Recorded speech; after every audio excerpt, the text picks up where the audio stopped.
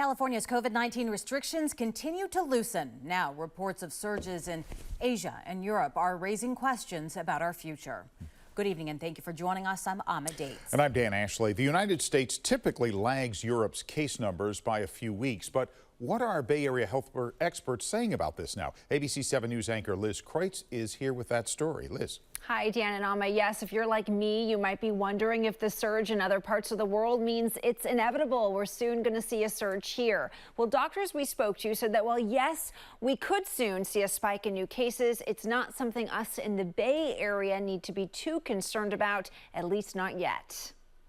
In parts of Asia and Europe, COVID is once again surging, and for Californians excited to finally remove their masks, hearing about the situation around the world may elicit a renewed sense of dread. After all, we seem to be always 2 to 4 weeks after the UK. It's like the UK is like a herald for us. So is what's happening overseas bound to happen here? We raised that question with both UCSF's Dr. Monica Gandhi and Dr. George Rutherford. After 2 years of expecting to hear doom and gloom, their answers were surprisingly optimistic. Is it inevitable that the Bay Area sees another surge in the next month or 2 months? No, it's not inevitable in that time frame. Should people be concerned?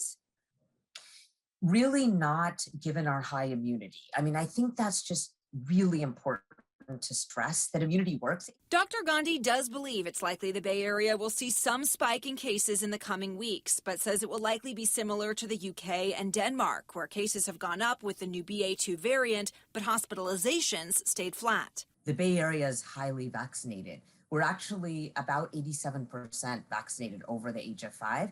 So because of that, I'm hoping that we're going to follow the same pattern and our hospitalizations are going to be okay. Meantime, Dr. Rutherford says the Bay Area has so much immunity, he believes there may not even be a surge this spring or summer. He says it may not happen again until winter.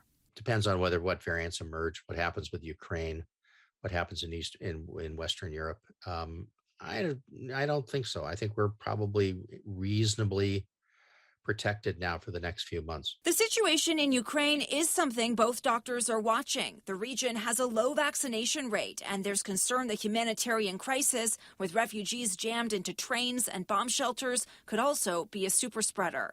I think that's potentially a place where we could be introducing new variants if they emerge.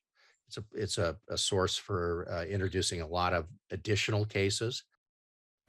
And even if that does happen, both doctors told us that the Bay Area's high immunity should still give us protection. There's also the chance of that fourth COVID shot could become available, which could further add to that.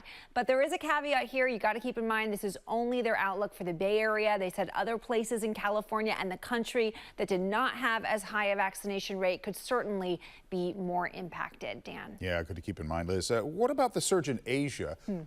Shanghai Disney, as you know, has now closed because of COVID outbreak there. What did the doctors say about what's happening there?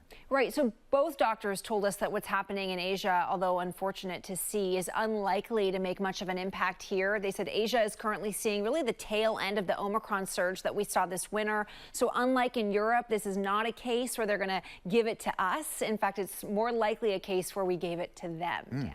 Okay, interesting. All right, Liz, thank you.